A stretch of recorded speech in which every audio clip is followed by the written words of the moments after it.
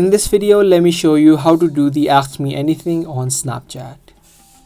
You can see other people adding in the snaps or their stories from where they add in the Ask Me Anything sticker.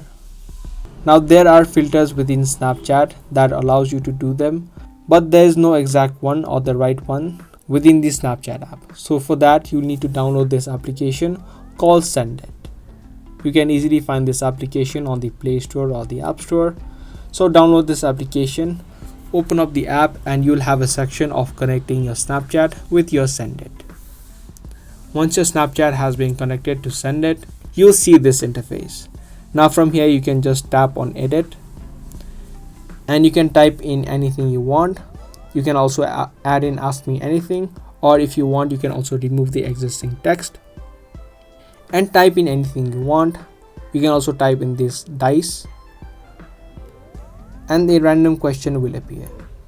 You can also change the font, and when you're done you can just tap on share and it's gonna get added in the Snapchat, from where you can send it as a snap or also add it to your story. So that's how you can do Ask Me Anything on Snapchat.